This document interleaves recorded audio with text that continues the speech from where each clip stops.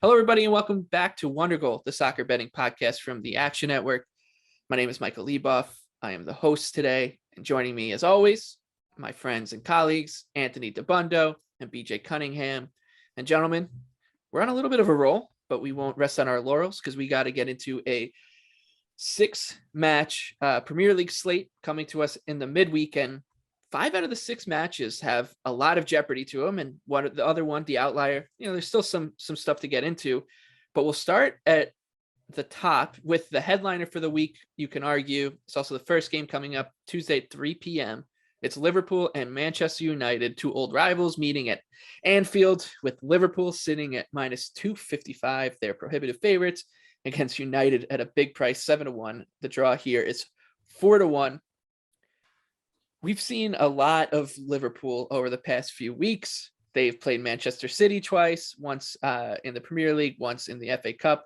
They just won a 2-leg tie over Benfica in the Champions League quarterfinals to get into semifinals. And of course, they're playing other Premier League games. So this does seem like an interesting spot, I think, to take them on. And there will be a little bit of discussion here. But before we get into that, Anthony, you see this game having some chaos written all over it. I do. Yeah. I mean, look, I think we've been kind of blessed this year as a group because, historically the big 6 matches sometimes don't live up to the hype. But I mean, think about some of the matches we've gotten this year across the big 6 and how many goals they've had. This is from the Athletics Football Podcast, Tactical Football Podcast, 3.9 goals per match. Man United has had in its games against other top 6 opponents, Liverpool 3.2. So it's just been a lot of back and forth in these big games. A lot of it is because United's defense has been really bad. A lot of it has been because Liverpool plays this high octane approach that's high risk. They concede chances, high line. I'm excited for this. Yeah, and I think just from a betting perspective, I'm going to be, and we touched on this in the last podcast, like sell all day on Manchester United against Norwich City. Come back 72 Probably hours. Should have won that. Yeah, exactly.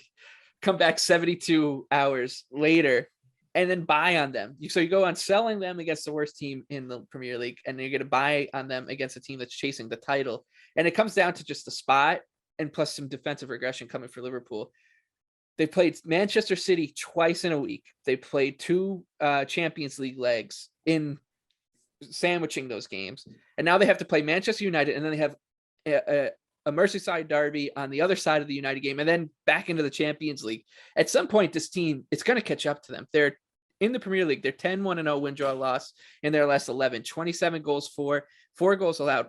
Impressively, very impressively. Those 27 goals for basically match up evenly to their expected goals for, but their defensive record, they're running hot. They're running hot by 5 goals, according to expected goals, 9.12 expected goals against in their last 11 Premier League matches, and only 4 goals actually allowed.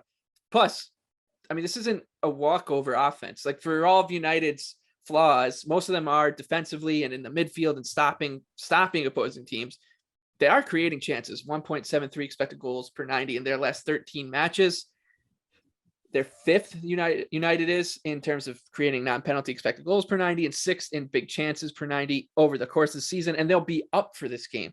I think that's an important thing to note. Like, this is an Everton at Goodison Park where they're going to have to deal with a team fighting relegation, or Norwich City where they're going to have to deal with, a pesky team. And it's just, they can walk, just Cristiano Ronaldo, Bruno Fernandes. Are they going to get up for Norwich City? No. Liverpool is a different story. And this number is just, it's way too good to pass up. So I'm going to take it. United 7-1 on the money line. BJ, I feel like you and I rarely find ourselves disagreeing, but we are here. Well, I mean, when it comes to Manchester United, I am just been so anti them all season long. And I honestly think this is another perfect spot to fade them. I mean, what really has changed from Ole Gunnar Solskjaer to Ralph Rangnick against big sides for Manchester United? Nothing. The biggest match we've seen them in the Premier League under Rangnick was against City, and City just absolutely throttled them. So I'm not buying Manchester United against anybody who's even somewhat decent, especially on the level of Liverpool. So against Manchester City, Chelsea, and Liverpool this season, Manchester United has been outscored 12-2 and by expected goals 11.3 to 3.3. So they haven't been competitive really whatsoever. Every single match, they've fallen into the exact same trap where they have to sit incredibly deep. They don't provide much pressure and just hope that they can get a counterattacking opportunity for Ronaldo and Sancho. And guess what? It worked against Chelsea. They got a draw. That's exactly how they played. And they got really lucky and were able to get a breakaway, and they scored and they drew 1-1. The one way you have to beat Liverpool, and what we've seen early on this season, and a lot of teams haven't been able to do it, is you have to press them back when they come with their high press. And United really hasn't been able to do that. I mean, if you go back through those matches, they've gotten smothered by everybody's high press from Liverpool, Chelsea, and Man City. The highest amount of possession they've held in any of those matches is 37%, which was against Liverpool when they got drilled 5-0 earlier this season. I mean, even this past weekend, to go up 2-0 against Norwich and allow the worst team in the Premier League to just come back and level things up at home and have Ronaldo have to save you with a free kick, like that is quite embarrassing. I mean, expected goals was 2.1 to 1.9 in favor of United, and now they're supposed to go to Anfield and be competitive. I do not see that whatsoever. Liverpool's won 10 straight matches at home in the Premier League, and they have a plus 24.3 expected goal differential in those matches. I understand the spot for Liverpool. I understand it's their sixth match in 17 days, and maybe it's not the best situation. But from what I've seen from United against these bigger sides, it doesn't give me any really hope for them to be competitive. I mean, even De Gea is standing on his head this season. He has a plus 9.6 post-shot XG plus minus. That, I believe, is the best in the Premier League over Jose Sa now. So if De Gea wasn't there and they just had an average goalkeeper, United would be allowing 1.67 expected goals per match. That would be 17th in the Premier League. That's how much De Gea has saved them and how bad they've been defensively. So I think this is going to be Liverpool in an absolute rout. So, and even from a projection standpoint, I have Liverpool at minus 1.8 on the spread. So at minus 1.5 at plus 115, I mean, this is going to be hammer time for me for Liverpool. I really just don't see how United's even going to be competitive with this team at Anfield, given what we've seen from them against bigger sides this year. I think it's one or the other, right? You're either going to back Liverpool to win by multiple goals, or are you going to back United to pull the upset? Because it's hard to imagine anything else happening here. It's either United shows up and they get lucky and the Liverpool's defensive regression finally catches up to them, or 5-0 to the Reds here at home. It's really hard to imagine any other outcomes here. Like, it's not going to be a tight 1-0 win to Liverpool. Right. One thing I'll say about Liverpool as well is we're at the point in the season where, yes, they've played a ton of matches, but they're in a rare spot where most of their team is pretty much healthy. So they've been able to rotate guys through a lot of these different matches. So they'll be able to bring out a somewhat fresh squad to play United. You know, it's not like the Liverpool we saw in the middle of the season that had all of their midfielders hurt and they really couldn't rotate. They are rotating defenders, midfielders, attackers. They are about as healthy as they've been under Klopp and about, I'd say, since they won the Premier League back in 2019-20 season. So I understand the spot that Liverpool's played a ton of matches, but they've also been able to rotate guys. So I don't think you're going to see them incredibly gassed on Tuesday. Yeah, I like both teams to score here. It's minus 130, 125s are out there. You shop around, try to find the best number as always. United did produce 1.5 expected goals and 12 shots in the first match. Like that, people don't talk about that because Liverpool embarrassed them defensively so easily, but they were also vulnerable on the counter. And that was including the fact that Pogba got sent off in the 60th minute. So they played 30 minutes down a man, still got 12 shots, still got 1.5 expected goals.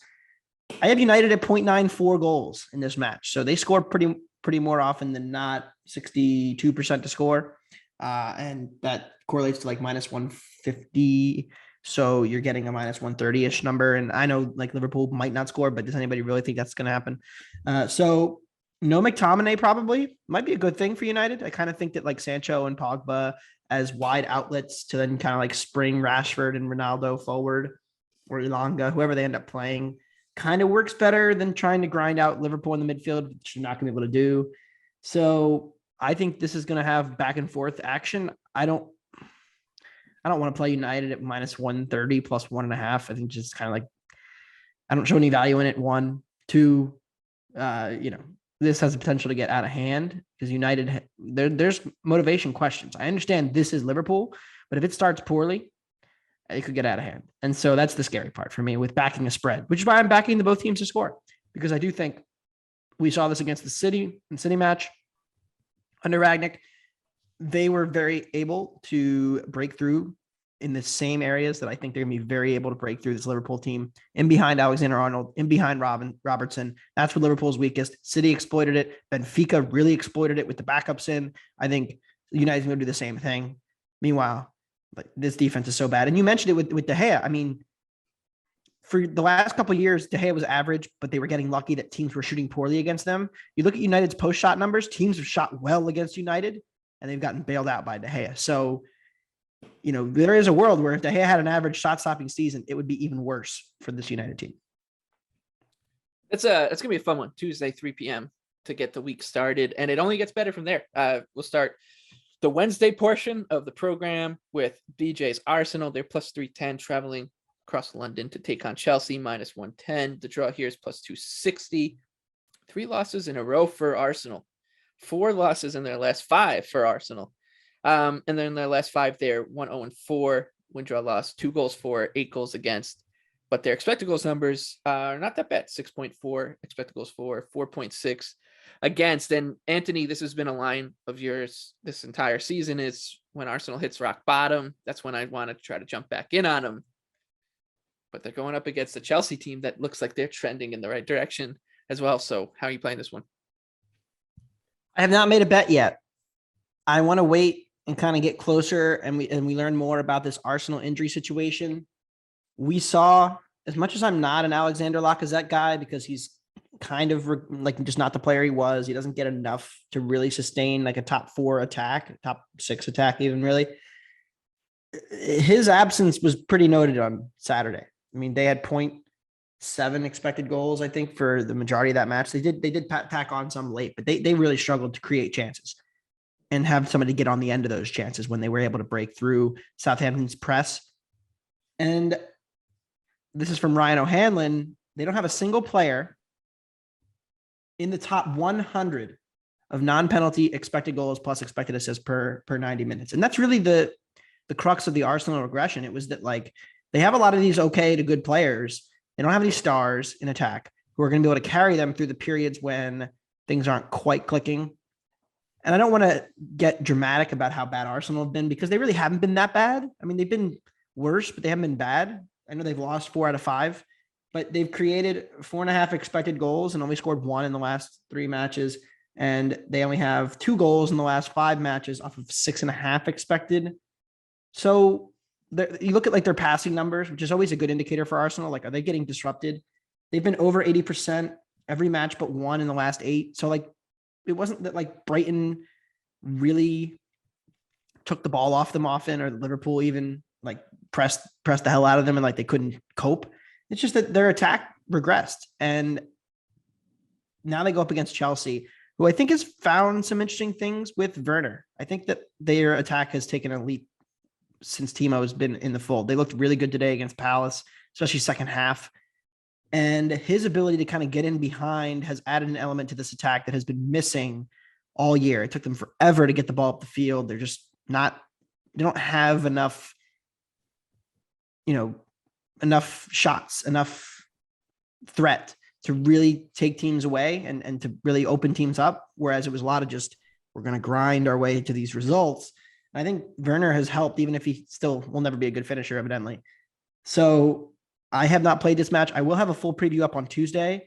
I want to wait on the injury news on Lacazette, and I'm going to wait and kind of see what the market settles at before I play this. I think it's Arsenal for me here, or nothing. It's just, it's in a similar vein to Liverpool. Chelsea has been playing a ton of soccer across a ton of different competitions. Now they come, I mean, they're home here, but they're coming back home to host a team that will be fighting for their top 4 chances. It is a must win, I guess, in some respect for Arsenal to keep those hopes alive. And like you said, I mean, this is, like you've said on this show all along, like this is the time you want to get in on Arsenal. It's just we'll have to see what the lineup issues come, the lineup news, how it shakes out.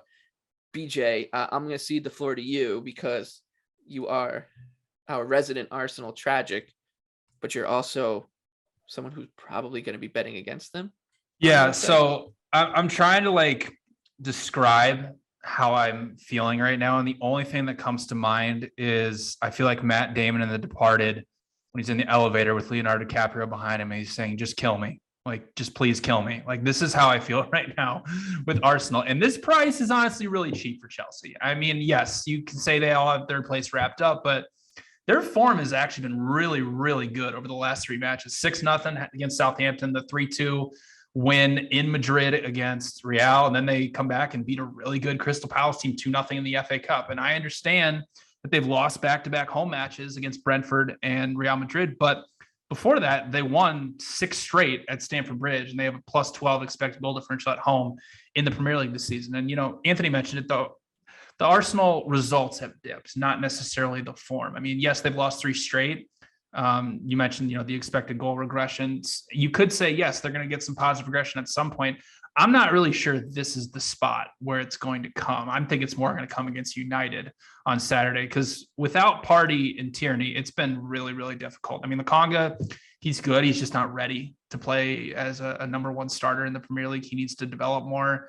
And Tavares, I mean, he didn't play. Nobody really played bad against Southampton on Saturday. I really wasn't disappointed with the performance. And I think what it really boils down to is defensively, they just made a few mistakes, and teams have just been capitalizing on it. You saw in the match against Liverpool, Ramsdale made a mistake and they scored the goal. At the game against Southampton, it was just one defensive mistake where they allowed, I can't remember who it was, to get in behind and give it to the guy who scored the goal.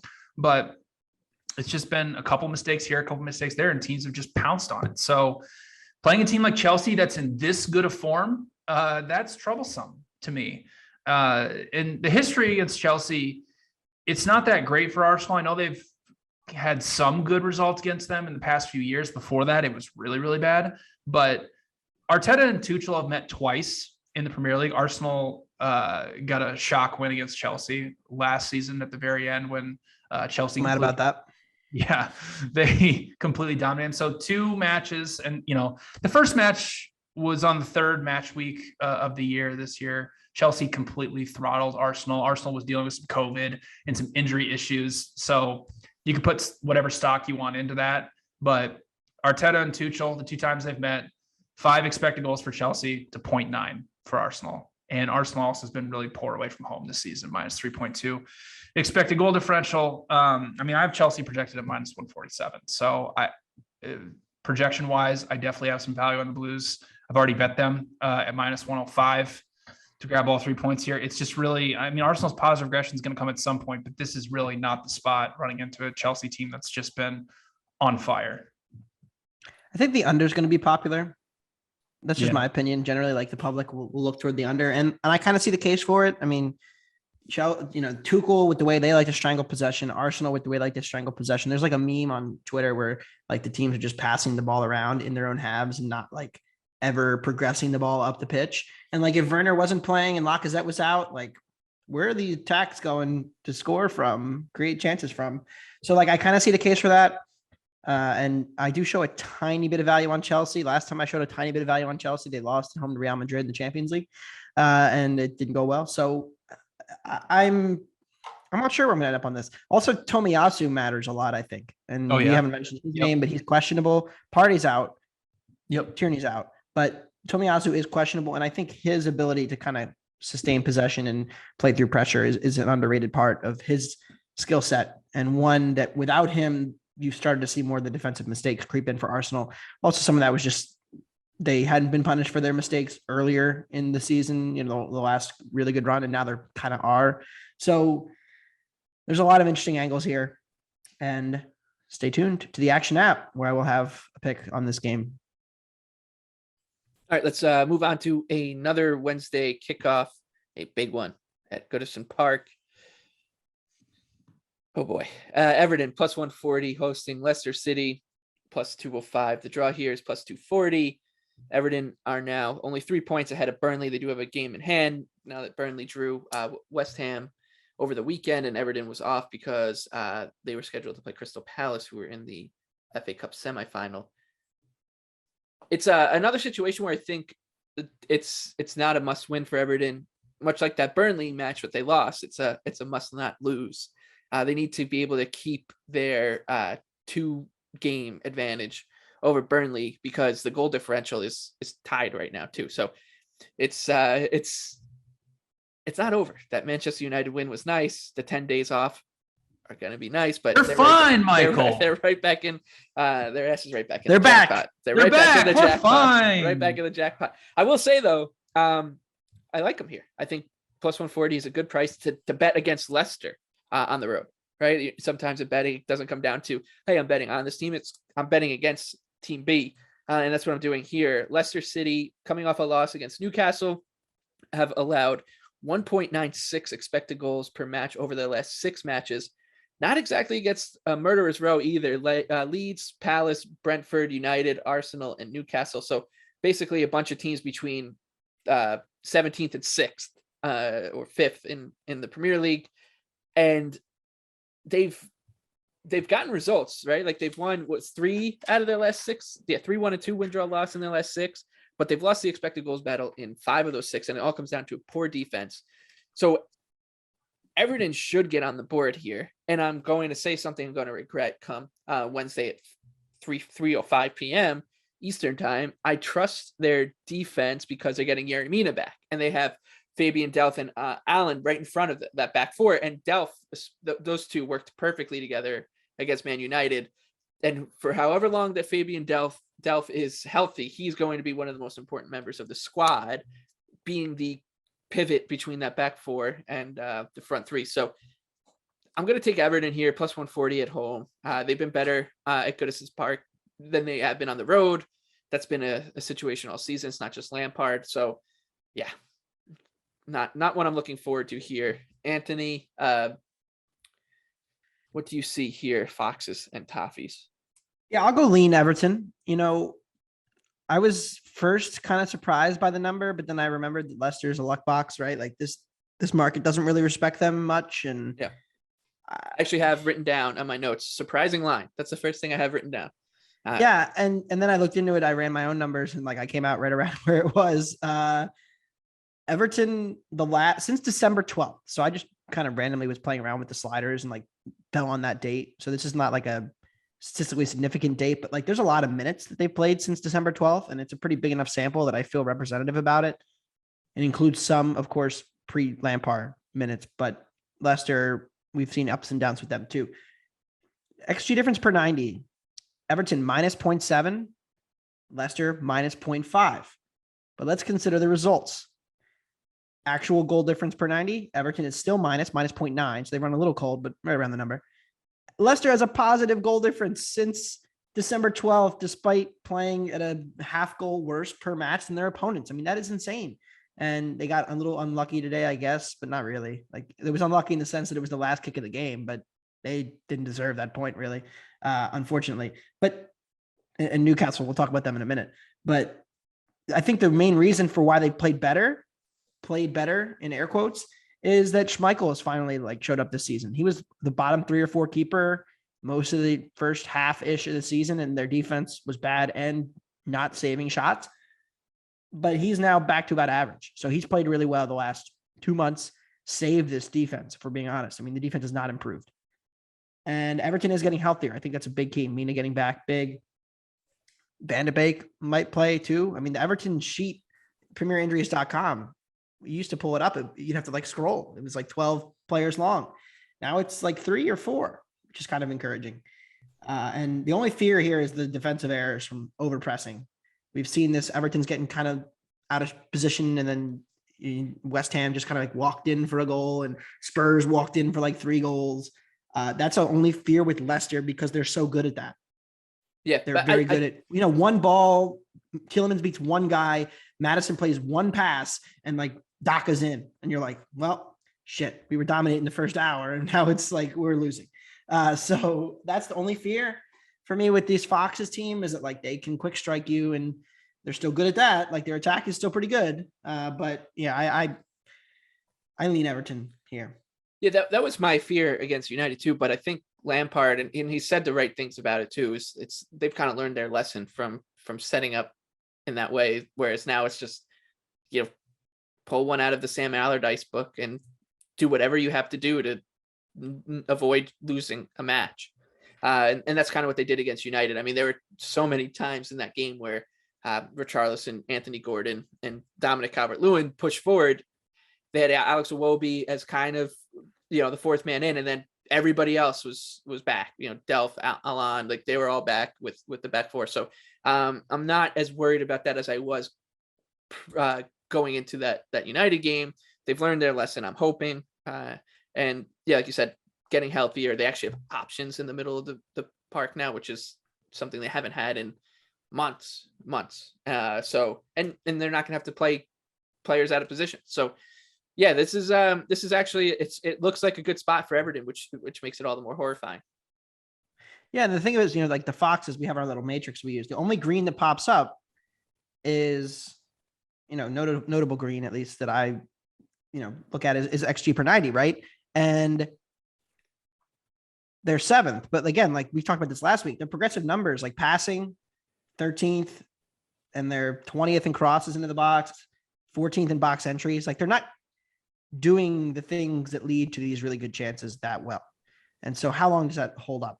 It wasn't like I went back and looked at like last season and 2 years ago when they were like legitimately a top 6 team, and their progressive numbers were considerably better. Like they were 6th, 7th, not 14th, despite maintaining this good attack. So I don't know how they're doing it, but their attack has remained good despite numbers that suggest they are not particularly good. All right, let's move on to Newcastle and Crystal Palace. Of the 6 matches, like I said, this is the one with the least amount of jeopardy. Although, as Anthony noted to me pre-pod, the top 10 finish for both of these sides it would be nice, especially Palace. I mean, and Patrick Vieira is going to be up there for manager of the year. He won't win it because they're where they're going to finish, but he's going to. Newcastle doesn't need the money. He's going to get some. Yeah, who's the manager of the year? I mean, I think it'll probably go to whoever wins the title race. Right, but who would your manager of the year be? I don't know the answer to that. Vieira would be probably my pick. Palace, right? It would be. I would probably give it to Palace. Yeah, I always look at it. You can kind of look at it from where are your expectations of Palace? Yeah, relegation fight, bottom 6, 5. Yeah, Anthony. By the way, I've been waiting to mention this. Thomas Anthony. Frank, I asked Anthony. Oh yes. Am I crazy to take Crystal Palace over 34.5 points? And he said yes at the beginning of the season. And I think I said Vieira first manager to be fired. Like, I don't think I actually said that, but I like joked about it. I was not high on him. I was wrong. Yeah, I mean, he's been fantastic, but yeah, I have hated Palace. I mean, they luck boxed their way into this league for like 3 or 4 years, but now they're like actually good. So I got to respect them. The Palace ball. I mean, get to the FA Cup semifinal too. So good for Crystal Palace. Good for the fans down there in South London. They're traveling north though for this one to take on Newcastle. It's St. James. Newcastle's plus 140, Palace is plus 210. The draw here is plus 230. This is about where that Leicester line was, and I think Palace is a better team than Leicester. I'll note that, but I don't really have much here because I think it's a tough spot for the Eagles coming off of that FA Cup semifinal match against Chelsea. They lose 2-0. They played well as they could against a much better team. And Newcastle's been better defensively lately, under 1 expected goal allowed in the last 2 matches against Wolves and Leicester. So maybe some improvement coming there. So nothing for me here that really interests me.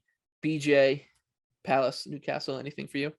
Yeah. So, I mean, we've talked about this seems like 2 weeks now, where the market has just somewhat overreacted to Newcastle, and I've tried to bet against it and it hasn't worked. They got me on the last kick of the game today, but I mean, didn't really deserve to win that based on XG. But with that being said, so these 2 teams for the season are now tied 37 points, but the gap in terms of XG is massive and wildly different. Newcastle minus 15.6 expected goal differential on the season. Crystal Palace is at plus 1.8. Even if we go back and start from the January transfer window when Newcastle brought in all these new players, Crystal Palace has an even expected goal differential. Newcastle's at plus 1.5. So they've just barely been better than Palace over that time frame. But Newcastle's picked up 12 more points than them. So that's how much Newcastle has overperformed even since the January transfer window. The biggest thing for me in this matchup is Crystal Palace's pressing. Newcastle in their last 2 matches have faced very poor pressing teams in Leicester and Wolves, but Crystal Palace presses at the 3rd highest rate. They're top half in the Premier League in passes per defensive action and high turnovers. Newcastle 19th in offensive passes per defensive action and progressive passes and dribbles. So I'd imagine they're going to have a much more difficult time trying to play through Palace's pressure. On the flip side, Crystal Palace, they tend to struggle when teams press them successfully. Well, Newcastle is definitely not that team because they are 19th in passes per defensive action, pressure success rate, and high turnovers. And from a market standpoint, I mean, if you look around from I said this last week, but if you look around for other projection sites, I mean, 538 has Crystal Palace as a slight favorite. Info has this at basically straight up a pick 'em. I have Palace as a slight favorite at St. James Park. So I love the value on John Obet at plus 125. From a projection standpoint, this line is a little out of control, and we're going to probably keep seeing this from Newcastle from now until the end of the season. So I'll keep trying to fade them and keep losing, but I mean, eventually, I mean, these lines are getting just too ridiculous on Newcastle. Yeah, I mean, it's a weird spot for me here. I've been on Palace for basically this entire season. I've been betting them, and I'll be probably sitting this one out while you two are on my Eagles. Maybe I'll jump in because Anthony, looks like you're looking that way too, right? Yeah, this is tough too. Like I went back and looked into Newcastle again because I was like, what are we missing here, right? Because anytime we're consistently off on a team, I get worried that we're missing something. And with this team, it makes a lot of sense, right? Like they played bad. They were like 18th, 19th consensus team in the league. I'm pretty sure. I mean, Watford and Norwich were the only 2 teams I ever had with them. They were a relegation team. We all thought they were going down. Then they get bought. Then they make good signings. Good signings that like we didn't think were that good of signings, but clearly have improved them. But how far do you go now? Like how good are they? Because they played like the 14th best team based on expected goals since January 31st, the end of the January transfer window, which is good, but like, are they better than that? Because the market here says they definitely are, because they're now a pretty solid favorite against a team whose consensus top 12, 10, 11, 12, depending on where you have them. So I don't have Palace that much worse when you factor in home field advantage for Newcastle. So I'm going to play Palace here. I think the draw no bet line or the plus a quarter goal is fine. I'm coming. I can't like, I don't know what we're missing here. Like, okay, so like 538 has this as a toss up. I have it as a toss up. BJ, I haven't looked at your numbers, but I'm guessing you have it as Crystal Palace plus 134. So you have them as a favorite. Yep. Yeah. So you're higher than even I am. And so, the market, I respect the market, and Newcastle's clearly won their last 2 matches and played relatively well. I mean, like they've been ugly games, but Palace has the better attack out of, when you compare to like the Wolves, for example. And Wolves and Leicester are 2 teams we think are pretty big luck boxes. So maybe they were due for some bad results to go against them. I don't feel that way about Palace at all. So I'm gonna play Palace. Here's one thing I will say about Newcastle. Look, if you look through their schedule since the January transfer window, it's really not that difficult. They've played Chelsea and they've played Tottenham. They got thoroughly thrashed by Tottenham, and Chelsea pretty much dominated them for most of the match because they didn't create anything. If you look through and the teams that they've played that press successfully, they've tended to struggle. I mean, you look Chelsea, only 0.2 XG against Southampton, only 0.6.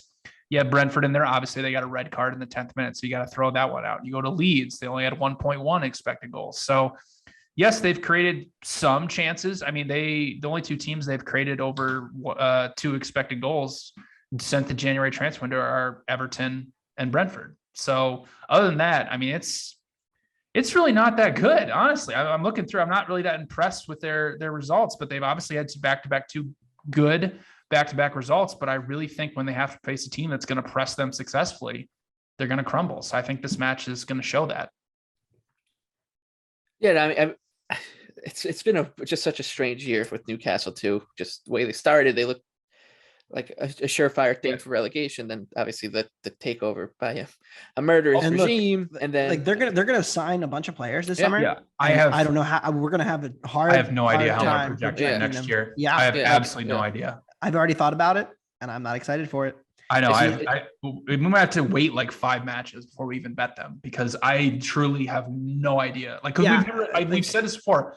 We've never been in a scenario, especially midway through the season, where a team near the bottom gets bought by basically the richest person in the world. a bank with a bottomless vault. Who has unlimited money. Like, this just doesn't happen. It'll be fun. And I mean, I look, Bruno Guimaraes is amazing, by the way. Yeah, he's a great player. Like, if they were to go throw a ton of money at another good midfielder and like, I mean, they quadrupled his wages. I mean, they can just do that to teams, players. That's what they can do. And then you factor in Eddie Howe too, like who's a manager who I think is really tough to read as well. And I think I have to improve my view on him because I didn't think their players that they signed were that good. Like Guimaraes wasn't even playing that much, but they're playing way better. Like, Chris Wood's Joe actually Linton is a midfielder now. Joe Linton is a midfielder now. Yeah, like Dan Burn. I mean, we all thought Linton's the best pressing midfielder on planet Earth. Like it's crazy. Let's talk about fucked well on Steve Bruce, but let's talk about the team that Newcastle will be fighting for the title with against next year, or fighting against for the title next year. It's Manchester City, another team owned by a nation state. They're minus 475 hosting Brighton, owned by a professional gambler. They're 16-1 on the money line. The draw here is 5.5-1. Back-to-back wins for the Seagulls as 5-1 money line underdogs. Don't know if it's gonna happen again here with them sitting at 16-1, and it's 16-1. Pretty mad I hadn't either, to be honest. Yeah, of the money line. I did bet them both games, but I didn't have the money line. I'm very upset about it. The way they did it too was interesting, right? Like they kind of did an opposite of what they normally do. They only created 0.71 expected goals for per 90 in their last 4 matches, I should say. And then they lost the expected goals battle to Arsenal. And then it was a toss up against Spurs, but it was a good defensive effort from Brighton, holding them Tottenham, a red hot Tottenham offense under 1 expected goal and getting a clean sheet. Yeah. But if you look at their last 4 matches and draw a line to the Norwich City match, they've only created 0.71 expected goals for per 90, and against the City defense, it's tough. It's gonna be tough sledding, is what I should say, and it's the type of game where it should be a slog. City, we've talked about it with Chelsea, we've talked about it with Liverpool, another tough spot coming off the FA Cup semifinal loss. Prior to that, they played in the Champions League, and they had that crazy game with Atleti. Before that, they played Liverpool and then Atleti, and so it's just been a wild run here for City. Now they play Brighton. A team that can lull you to sleep the same way City kind of can. And I think this game screams under. I think if you want to bet like first half draw, that might be an interesting way to angle it. But I do think City eventually gets out of Dodge here at home with the 3 points. So I got nothing really here. BJ, you got your Brighton jersey on. Yeah. Well, they gave me hope, Michael, on Saturday morning. Hope for an Arsenal top 4, and then Arsenal does what they do, and they take my head and they curb stomp those hopes. BJ tweeted Brighton in all caps. I'm sitting in my room and I'm just watching this, and the goal goes in. I was so happy, and then I wasn't after that. I was okay with the draw for betting purposes and fan purposes, but then they had to go stick the knife. The win was great. Well, for you, but then Southampton won, and I was like, okay, well, thank God I didn't play Arsenal 1 and 2. But I like Brighton. What's the saying? Form is temporary, class is permanent. Yep. Brighton had a dip in form. They were bad. They lost like 6 in a row. They tied Norwich. Everybody's like, oh, it's over. Well, Brighton is a dog, has returned. They've lost some matches as favorites, but they're an underdog yet again. And I know they got waxed by City. I mean, waxed. It's 3-0 in a half hour the first time they played this year. But that's one game. Form is temporary. Class is permanent. Graham Potter's class. Last year they played twice, 1-0. Brighton won the second match. It was after City had clinched the league. But again, there's no reason they can't be competitive with them. They're competitive with Liverpool. They're competitive with Arsenal. They're beating Spurs and Arsenal. They're tying Liverpool.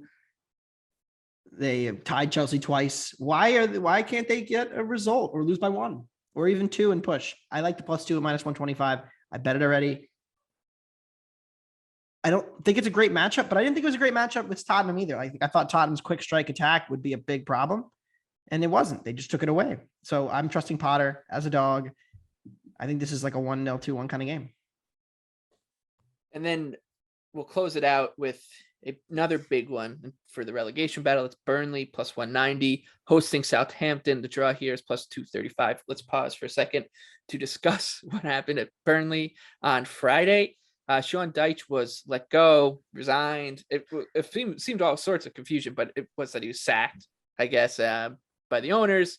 They bring in an interim manager, Michael Johnson, I can't remember his name now, and Ben Mee, their center back and club captain, as an interim coach as well, because he's hurt.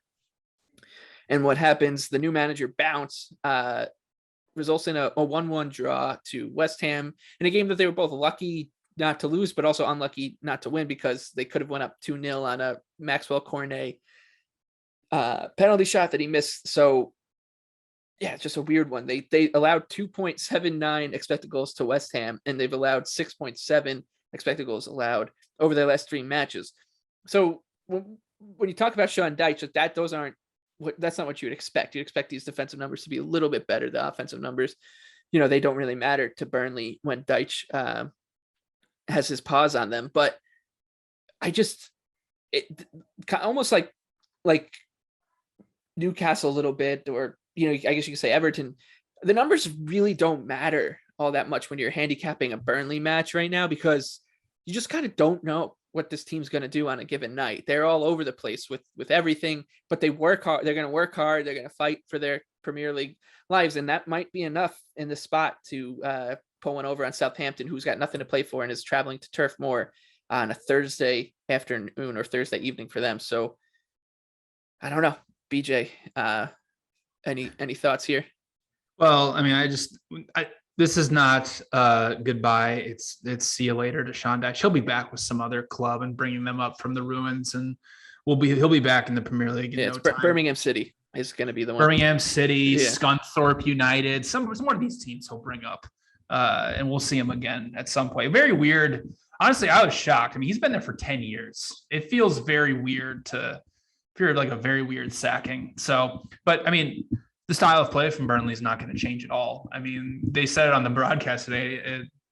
This team only knows how to play one way together. So changing that for this last little bit stretch of the season, I mean, it's not going to happen. Really, what they should do is they should call up Sam Allardyce and get him in the dugout and allow him to run this 4-4-2 and maybe get some revenge on Everton, but they won't do that. But as far as this match is concerned, I don't see anything other than chaos. I mean, the second half, there were just chances galore for West Ham. I mean, there was 4.6 total expected goals created in that match today. I mean, you have rivaling 4-4-2s playing against each other, but I mean, Southampton's been wide open at the back. And this is the second year now, and I think we need to pencil this in next year, because this is the second straight year that Southampton just completely fallen off a cliff over the second half of the season once they get comfortable in the middle of the table. So since January 15th, Southampton's defense is allowing 1.65 expected goals per match, which is 17th in the Premier League. But Burnley, they haven't been that great over that same time frame either. They're allowing around 1.6 expected goals per match. But this isn't really that great of a matchup for Southampton, because not only are they dead last in big scoring chances allowed, but they're also 14th in crosses allowed in their own penalty area, and Burnley is top 10 at playing through pressure. But I actually like over 2.5 goals at plus 110. I have about 2.67 goals projected for this one, and I don't really see how either of these teams aren't going to play incredibly open with what we've seen from Southampton over the last few weeks, and given the fact that Burnley does not have the luxury of just sitting back in their 4-4-2. They have to come out and they have to go for wins. So I'm expecting chaos, like over 2.5 goals at plus 110. Anthony, before the show, I was saying that I'm concerned as an Everton fan that this is a great time to be playing Southampton. I think that, like I said, it's just they got nothing to play for. They're traveling up to Turf Moor, and from the sunny South Coast to Lancaster. That's not something to really look forward to, I guess, especially in a meaningless game. However, you said I might be underestimating Ralph Hasenhüttl's charges here. Yeah, I mean, like their defense has fallen off, but I don't think they've quit. I mean, they just beat Arsenal, right? So I don't have a strong opinion here. I also lean toward the over. Burnley were way too open at the end of the match today. I mean, I was Burnley better, and I was like, why are they sending 5 dudes forward in the 88th minute in a tie game? Sean Dyche would never. So maybe this is going to be a little bit more open of a strategy. Maybe because they need points, they're going to be at home. I get all those points, right? I understand it. But yeah, I think that all kind of leans that way, and I don't have a strong read here. Last time they played, it went over pretty comfortably, and it was pretty wide open, more than you'd think. There was some set piece goals. There was a couple of howlers from Southampton. Remember, at the time of the year, Southampton was the team who was the big underperformer, and their goalie was running really hot. Well, now that's kind of come back down to earth a little bit. So I have no strong opinion on this match. Weather update from Burnley on Thursday. It can't be bad. I mean, I guess the range as follows, Sean. Oh, the rain. Yeah, I mean the rain. Probably. 7 and partly cloudy. I mean, it's beautiful. Quite beautiful day. April day. Yeah, April's a nice month in London. Yeah, that'll wrap up the Premier League part of the show. Let's move on to a couple other leagues that are in action. We'll start with La Liga. BJ, what do you have for us here? Yeah, I'm going to go with the snoozer. Celta Vigo, Getafe, both teams score no at -130. Going to be the total is set at 2 with -110 both ways on the over and under. I mean, these teams have been setting up very, very defensively. Both play out of 4-4-2s. They're both very good defensively out of those formations, allowing under 1.25 XG per 90. Getafe is the worst offense in Spain and maybe the worst in all of Europe. They're only averaging 0.67 non-penalty expected goals per match. In fact, they've only created a total of 15 big scoring chances in 32 matches, which is the lowest mark among Europe's top 5 leagues. With that being said, they are a very good defensive team, allowing a little under 1 non-penalty expected goal per match. They're top 5 in Spain in shots allowed per 90 and big scoring chances allowed. Celta Vigo has been in a rut offensively over the past 3 months, only averaging 0.9 XG per 90 over the last 12 matches. And honestly, the biggest problem is they're just not getting very many shots off. 15th in La Liga in shots per 90. Defensively, though, they've been excellent in those 12 matches, only 1.02 non-penalty expected goals allowed per match and only 8 big scoring chances allowed as well. This is the biggest thing, though. In 20 of Celta Vigo's 32 matches, at least one team has failed to score at least 1 expected goal. For Getafe, that number's 27 out of 32.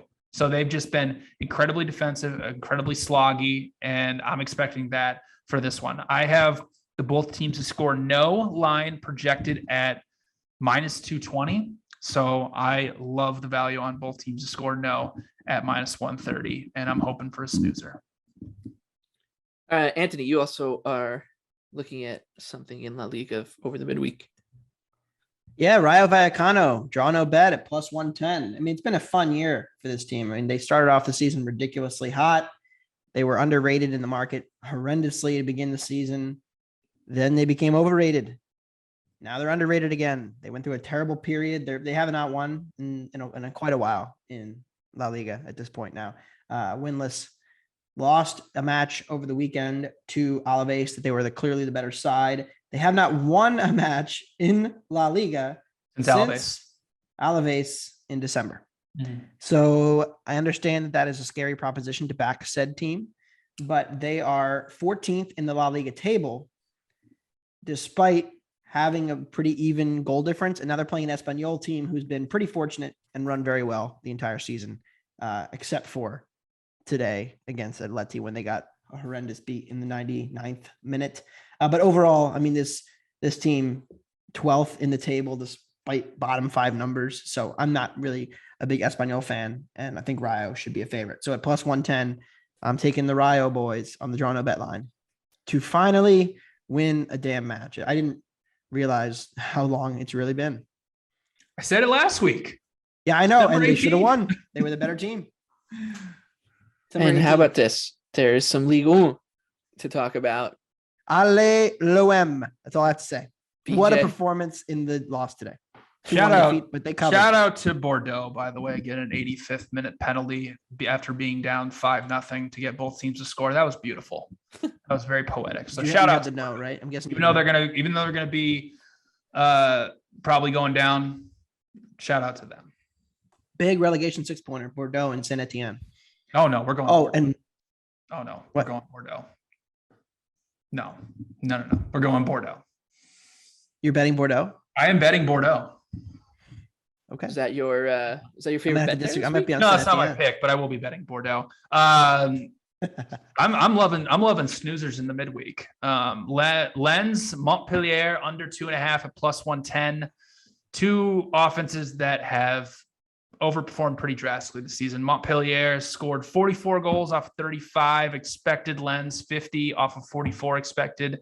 Lens has been getting very lucky offensively as of late. Last 4 matches, scored 8 goals off 4.1 expected. The Montpellier defense is really bad. They rank dead last in shots allowed per 90, box entries, crosses completed in the penalty area. But with that being said, they're very good at keeping those chances in the box to as low of quality as possible, because they are 8th in big scoring chances allowed and they're 4th in average shot distance. Lens, also an outstanding defense that should be able to put up a clean sheet against a overperforming Montpellier offense.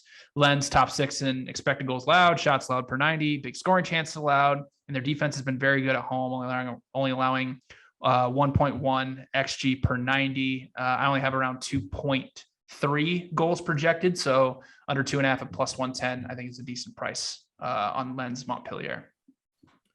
All right, let's move on to our favorite underdogs for the midweek. Anthony, I'll let you kick it off. We have been so close the last few weeks. I mean, we had 2 out of 3 a couple weeks ago, and Bologna drew in the final match. We had 2 out of 3 last weekend. Brest took the lead 1-0. Then you jinxed it. I did not jinx it. I don't believe Yes, in you that. did. But all I said was we're live, which we were at the time. Anybody out there who's listening to this, I'm going to say this, Anthony, if this happens again, just don't say a word, please. I'm not going to say a word now. Just let it happen. Okay. Well, we were 83-1 and we were ahead in all 3, or have won all 3 matches at one point. So we are so close that I can almost taste it. And I am going with the worst team in Spain, based on the table, to win a match, because anytime you can bet on Levante, you have to do it at home. And I understand that they have conceded 62 goals in 32 matches, but their expected goals say they should have only conceded 43. They've scored 39 from an expected 41. So they are the unluckiest team in years, really, and probably the unluckiest team in Europe. I don't have the whole table in front of me, but I'm fairly confident they are. They are at home against Sevilla, who blew the lead against Real Madrid today. Probably a little unlucky there, but over the course of the season, they are 3rd in the La Liga table, tied with Atleti and Barca, but their expected goal differential per 90 minutes, 9th. So Sevilla, extremely overrated. Levante is actually pretty much 2 spots behind them in the table. So in the XG table, but the actual table, they're 17 spots apart. The gap between these 2 teams is not big enough for Sevilla to be a +110 favorite on the road. So give me Levante at home, +250. I'm going with Manchester United, of all people. They're 7-1 against Liverpool. It's been a really, really ugly season and a really ugly couple months for Manchester United. And it nearly hit rock bottom against Norwich on the weekend. And that makes this a good spot to buy low on the Red Devils, even if it means a bet against red hot Liverpool. And boy, betting against Liverpool is not fun. They're 10-1-0 win, draw, loss in their last 11 Premier League matches, and that doesn't include an FA Cup win and a win and a draw in the Champions League. So this sounds terrible, and it will be terrible. But at some point, the defensive regression will come for this team. They've allowed just 4 goals in their last 11 matches, but according to expected goals, that number should be closer to 9. So hopefully, the United is the team to reap some of that defensive regression, because for all their defensive flaws, United are actually a decent offensive outfit. They're creating 1.73 expected goals for per 90 over their last 13 matches. So they should hopefully be able to get on the board and maybe some defensive improvement in a game that will matter a lot to them against a team that's in a terrible spot, coming off of 2 games against Man City in a week, 2 Champions League tie sandwiched on either side of those, and a Merseyside derby to look forward to on the weekend. So Liverpool's been playing a ton of soccer. Hopefully United can nick this one 7-1. BJ, your favorite underdog.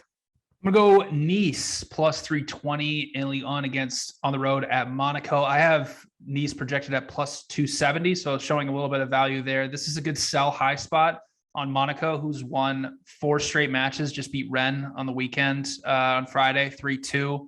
Been running a little hot offensively, scored about 10 goals off of 7 expected. Nice has really rebounded from a little bit of a dip in form. They just destroyed Lorient this past Sunday. They lost 3-0 to Lens, but won expected goals 2-1.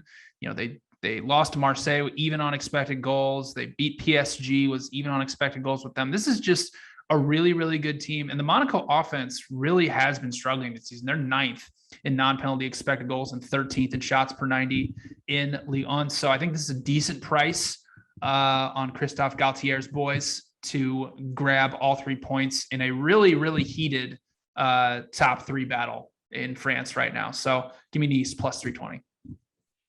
All right, let's move on to our favorite Premier League bets. I'm going to kick it off here because they're my boys. Everton plus 140 against Leicester. Sometimes you're betting on teams. Sometimes you're betting against teams. In this case, betting against Leicester City. They have a 3-1-2 record, win, draw, loss over their last 6 matches, but they've lost the expected goal battle in 5 of those 6 matches. And in that span, they've allowed 1.96 expected goals against per 90 minutes.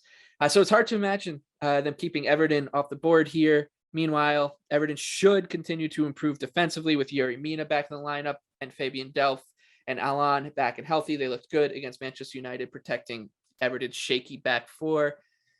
And as bad as Everton have been overall, they've been abysmal on the road and not terrible, not too terrible at home. They've been much better at home than on the road.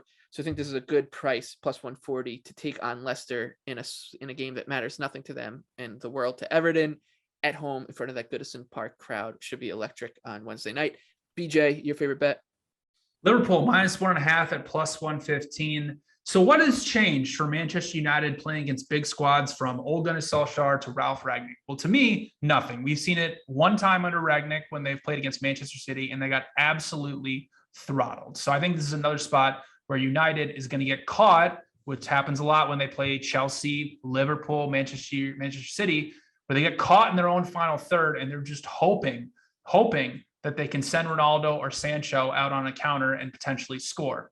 Well, Liverpool, I understand they've been playing a lot of matches over the past 2 weeks. This is their 6th match in 17 days, but they have been in incredible form, especially at home in the Premier League. Last 10 Premier League matches, they've won all of them and have a plus 24.3 expected goal differential. And Manchester United, on the other hand, they went up 2-0 against Norwich on Saturday. They allowed the worst team in the Premier League to draw them level at 2-2 and needed a Ronaldo stunner to actually win the match 3-2. And expected goals was about even with the worst team in the Premier League. The last time these teams met, Liverpool thrashed them 5-0. When they've had to play City and Chelsea, I mean, the combined expected goal differential is around -9 against City, Chelsea, and Liverpool this season. So I do not see how United's going to be competitive here, especially going to Anfield with another look ahead against a huge match against Arsenal on Saturday. I have Liverpool spread projected at -1.8. So I love the Reds -1.5 at plus 115.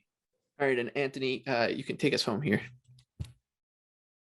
Yeah, I'm going to stick in the same game. I'm going to take both teams to score. Yes, -130. I think people are getting so into this Liverpool will dominate this match, and they very well may. And I think they will create a ton of chances and probably score multiple goals in this match. But I also think the Liverpool defense continues to play a style with such a high line and so aggressive that they are vulnerable on the counter. They're vulnerable over the top. They're vulnerable on the wings and behind Alexander-Arnold and Robertson. I have United projected at 0.94 goals in this match, which means they score about 62% of the time. You can get -130 out there. Last time they met, of course, it was an embarrassment. Liverpool won 5-0, but United managed 12 shots, 1.5 expected goals, and really should have scored in the match, despite getting a red card in the 60th minute. I do think there will be goals, and I do think United will score. And of course, Liverpool at home will be heavily fancied to score. So I'm going both teams to score -130 in this match. All right, and that should do it for another episode of Wondergoal for Anthony Dabbundo and BJ Cunningham. I'm Michael Leboff, wishing you the best of luck with your bets this week, and we will see you Thursday morning.